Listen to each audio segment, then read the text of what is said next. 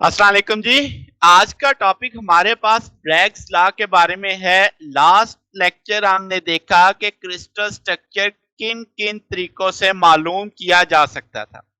तो उनमें से एक मेथड था हमारे पास एक्सरे डायफ्रैक्शन।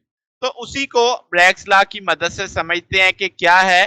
तो ब्रैग्स लॉ बुनियादी तौर पे 1972 डब्ल्यू एच ब्रैग और डब्ल्यू एल ब्रैग जो बाप और बेटा थे उन्होंने दिया, जो कि आपके पास आसान तरीकाकार था एक्सरे डायफ्रैक्शन को समझने का। अब ब्रैग्स का पैटर्न क्या था, यानी उसकी अप्रोच क्या थी, वो जरा समझ लेते हैं कि जब से वो एक्सरे टक्कर खा के वापस जाएगी, ठीक है, तो इसका मतलब वहां से जब वो वापस जाएगी तो हम वो रिफ्लेक्टेड वेव को हाइगन प्रिंसिपल के अकॉर्डिंग स्टडी कर सकेंगे। अच्छा, अब डिटेल में जरा समझते हैं कि एटम तो आपके पास रेंज है, रेगुलर रेंज है। तो एक्सरे जब एक प्लेन ऑफ एटम से रिफ्लेक्ट होगी, ठीक है, वो तो लॉज ऑफ रिफ्लेक्शन ओबे करेगी, वेव वाले, ठीक है। अब वो एक्सरे का हिस्सा जो उससे निचली प्लेन में जाएगा, यानी किसी दूसरी आपके पास इनर इंटर एटॉमिक स्पेस के अंदर से जाएगा, वहां पे किसी से रिफ्लेक्ट होके वापिस आएगा, ठीक है। अब कितनी रिफ्लेक्टेड वेव्स होगी? दो, एक अपर से एक लोअर से। तो ये जो रिफ्लेक्टेड बीम है ये मिलेंगी जब तो इंटरफेरेंस क्रिएट करेंगी। कंस्ट्रक्टिव भी हो सकती है, डिस्ट्रक्टिव भी हो सकती है, जो कि उनके पाथ लेंथ डिफरेंस पे डिपेंड करेगी।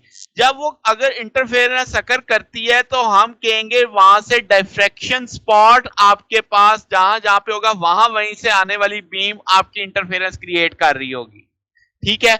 अब ये एक बेसिक आउटलाइन होगी, हमें समझ आ गई कि एक्सरे एक ऑर्डिनरी वेव की तरह एटम की सरफेस से और इनर सरफेस से हिट करके वापस जाके इंटरफेरेंस क्रिएट करेगी, वहां से हम उसे डिटेक्ट करेंगे। वाई क्रिस्टल, क्रिस्टल ही क्यों हम ग्रेटिंग के तौर पे इस्तेमाल करते हैं? हम जानते हैं एक्सरे आपके पास इलेक्ट्रोमैग्नेटिक वेव्स हैं और इनकी वेवलेंथ इंतहाई छोटी होती है। तो ऑर्डिनरी ग्रेटिंग से तो डायफ्रैक्शन नहीं हो सकती। वजह, क्योंकि वेवलेंथ ग्रेटिंग के साइज से, जो स्लिट के साइज से बहुत छोटी हो जाती है। तो इसका मतलब फिर जो क्रिस्टल होगा वो ग्रेटिंग का रोल प्ले करेगा, क्योंकि क्रिस्टल के दो एटम्स जो स्पेसिंग, जो आपकी इन प्लेन्स के दरमियान में जो स्पेसिंग होगी, वो वेवलेंथ के साइज की होगी, एक्सरे के वेवलेंथ के साइज की। अब इस चीज को हम एक फिक की मदद से समझते हैं। लेट्स से हमारे पास दो मोनोक्रोमेटिक एक्सरे बीम है, ए और बी। अब आप देख सकते हैं है, लेट्स से जो रे बी है वो पी से स्कैटर होके वापस जा रही है। इसी तरीके से रे ए नीचे क्यू से, यानी उसकी इनर प्लेन से हिट करके स्कैटर होके वापस जा रही है। अब दोनों थीटा डिग्री बना रही है क्रिस्टल प्लेन के साथ, इसे ग्लांसिंग एंगल कहेंगे कि इंसिडेंट बीम्स जो है आपके पास थीटा एंगल पे स्कैटर्ड हुई। लेट्स से डी इन दो प्लेन्स के दरमियान की स्पेसिंग है, कंजेक्टिव प्लेन्स के दरमियान में, ठीक है। इसे हम इनर इंटरप्लेनर स्पेसिंग भी कहेंगे। स्पेस हमारी ग्रेटिंग के तौर पे चूंकि एक्ट कर रहा है तो स्पेस ग्रेटिंग एलिमेंट भी इसे कहेंगे। अब आपने क्या करना है कि ये पी से परपेंडिकुलर ड्रा करना है नीचे वाली रे पे, इसी तरीके से पी से परपेंडिकुलर ड्रा करना है एन पे।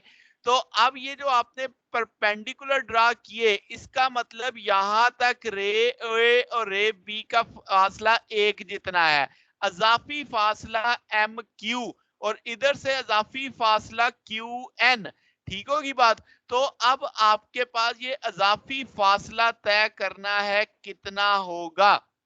लेट्स से एम क्यू और क्यू एन को निकाले, तो ये डी एक ट्राइंगल के रूल से तो डी साइन थीटा इधर से भी आएगा, सिमेट्री होने के नाते इधर से भी डी साइन थीटा आएगा, क्योंकि ये अब आपके पास देखे ना, तो थीटा आप यानी आपके साइन ट्रिग्नोमेट्री को यूज करते हुए बड़ी आसानी से देख सकते हैं। तो डी साइन थीटा इधर से, डी साइन थीटा इधर से, टू डी साइन थीटा आ जाएगा। तो इसका मतलब जो रिफ्लेक्टेड बीम है, अगर वो कंस्ट्रक्टिवली मिलती है तो ये पाथ डिफरेंस मल्टीपल था लैम्डा का, यानी 1 लैम्डा, 2 लैम्डा, 3 लैम्डा, कुछ भी मुमकिन है। तो ब्राइट स्पॉट फोटोग्राफिक प्लेट पे आएगा। और अगर डिस्ट्रक्टिव मिलती है तो ये odd integral multiple of half of the wavelength होगा। मगर हम कंस्ट्रक्टिव का केस देखते हैं कि हमें तो नजर ही सिर्फ वो आएंगी ना जो कंस्ट्रक्टिव है, हमें क्या पता डिस्ट्रक्टिव में क्या आएगा। मैं कहता हूं 2 डी साइन थीटा, जो अजाफी फासला था वो एन लैम्डा के बराबर आ गया। n बराबर है 1 to 3 के। अब ये जो इक्वेशन है ये आपकी कहलाती है ब्रैग्स इक्वेशन, और ये जो लॉ बनेगा ये कहलाएगा ब्रैग्स लॉ। n यहाँ पे 1 to 3 है, तो ये ऑर्डर ऑफ द इमेज को जाहिर कर रहा है कि इतनी दफा ऑर्डर नजर आ रहा है। अच्छा जी, तो अगर आपको डी मालूम हो और यानी आप जो इंटर स्पेसिंग है और आप एटॉमिक वेट और यानी डेंसिटी से मालूम कर सकें, तो थीटा मालूम किया जा सकता है, लैम्डा मालूम किया जा सकता है, यानी कोई एक फैक्टर अगर मिसिंग है तो बाकी फैक्टरों की मदद से उसे मालूम किया जा सकता है। तो अगर आप कहें कि थी नाउन वेवलेंथ थी, तो अब डी निकाल, हमारे पास एक नई एक चीज की बुनियाद पड़ गई जिसे हम एक्सरे क्रिस्टलोग्राफी कहते हैं, जो कि आपके पास बैकबोन है, यानी आपके क्रिस्टल के इनर ढांचे को स्टडी करने की बुनियाद पड़ी। तो कमर्शियल नाम हम इसे एक्सआरडी कह देते हैं, कि जो आपके पास मटेरियल के एटम को स्टडी करने के लिए आपके पास टेक्निक इस्तेमाल की जाती है। तो रिसर्च के अंदर बेहद एक अहम टूल के तौर पे एक्सआरडी को देखा जाता है। तो ये जनाब हमारा आज का टॉपिक था। अगर आपको इसमें कोई बात पूछनी हो तो उसे पूछ सकते हैं नीचे कमेंट्स के। अगर आपकी कोई क्यूरी हो तो वो भी कमेंट्स में पूछ सकते हैं। आज तक के लिए इतना ही, बाकी इंशाल्लाह फिर नेक्स्ट देखेंगे। ओके, अल्लाह हाफिज।